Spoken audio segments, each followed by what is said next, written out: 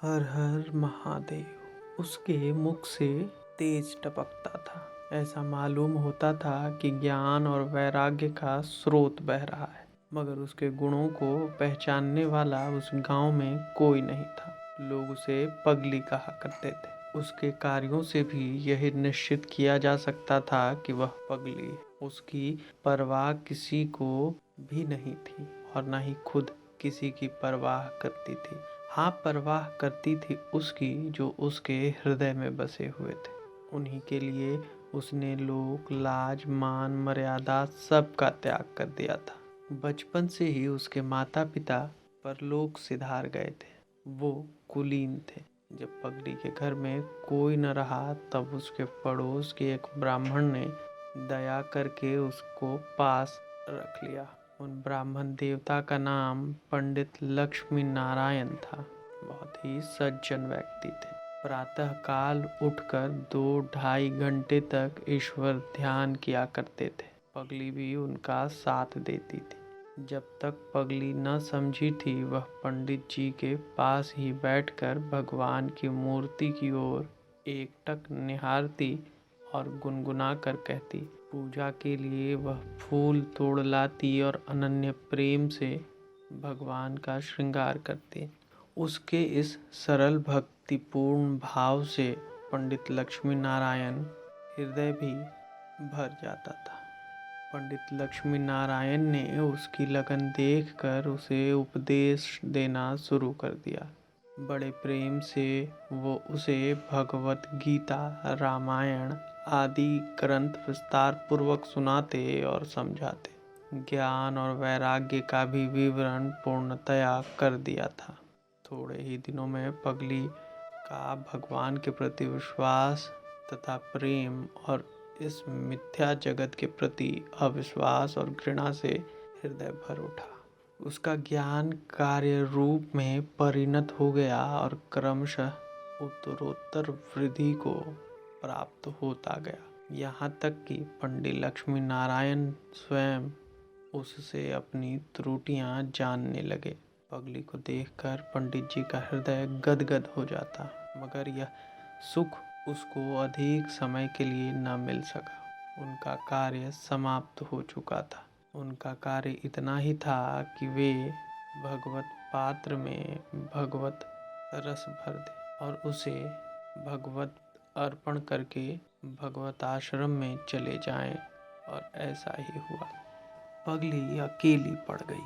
पगली का इस संसार में अब कोई नहीं रह गया। उसे अब अकेला रहना होगा। पगली को पंडित जी के देहांत का सांसारिक दुख न था। दुख था केवल इस बात का कि वह उनकी सेवा न कर सकी। इस समय उसकी उम्र 20 वर्ष के लगभग थी। उसे संसार का पूर्णतया ज्ञान था। वह सुंदरी थी।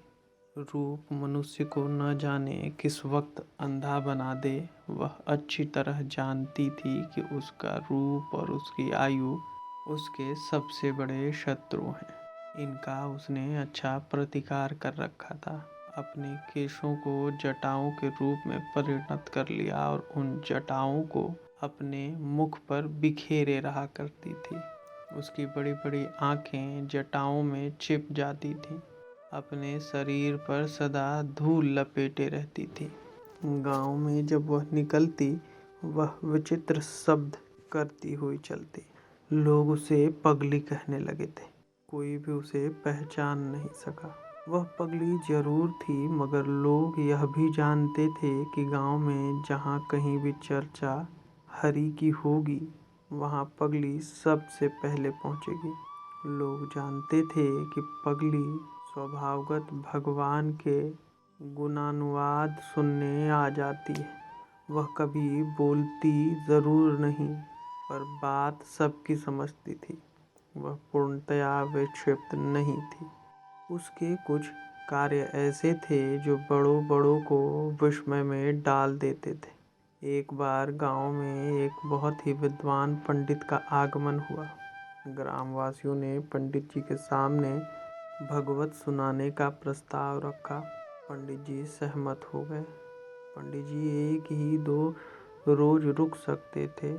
उतने समय में पूरी कथा सुनाई जा नहीं सकती थी। इसलिए उन्होंने दशम स्कंद में श्री कृष्ण की लीलाओं का वर्णन करना ही उपयुक्त समझा। भगवान की लीलाएं सुनकर किसे आनंद नहीं होता। फिर ऐसे प्रसंगों को पंडित जी के रसीले और कोमल कंठ से निकली हुई व्याख्या के साथ कौन नहीं सुनता। गांव में पाठ होने लगा। गांव भर के लोग जमा हुए। पगली सबसे पहले बैठी थी। उसका स्थान पंडित जी के आसन के बिल्कुल साथ लगा हुआ था। एक तरफ महिलाओं का समाज और दूसरी तरफ पुरुषों का समाज बंधा हुआ था। रुक्मिणी हरण लीला चल रही थी। सबके श्रवण भगवत मृत का पान कर रहे थे। पंडित जी ने बड़े ही सुरीले कंठ में कहा, यस्यांधिपं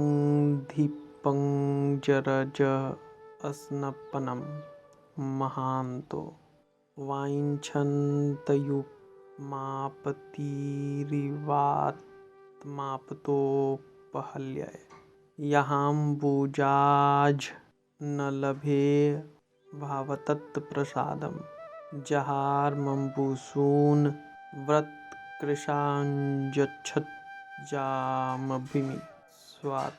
सब लोग निशब्द थे। तभी पगली के केवल आंसू ही निकल रहे थे।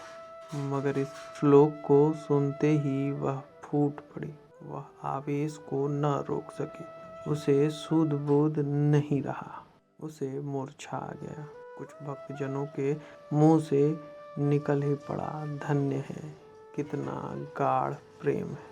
कथा को आरंभ हुए देर हो चुकी थी। अध्याय भी समाप्त ही था। पगली ही कथा की समाप्ति का कारण बनी। लोगों ने उसे घेर लिया। कोई हवा करने लगा, कोई ठंडे जल की छींटे देने लगा। सब लौकिक उपचार में लीन थे। मगर किसी को यह न मालूम था कि इस समय पगली स्वयं ही रुक्मिणी के स्थान में थी और भगवान का आह्वान कर रही थी। वह दूसरे ही संसार में थी। वह देख रही थी कि भगवान उसकी पुकार सुनकर दौड़े आ रहे हैं। उन्होंने आकर उसकी ओर प्रेम भरी मुस्कान से देखा। पगली कृतकृत्य हो गई। उसने अपनी आंखें प्रेम में विहील होकर मूंद ली। जब उसने आंखें खोली तो देखा गांव वाले उसे घेरे खड़े हैं।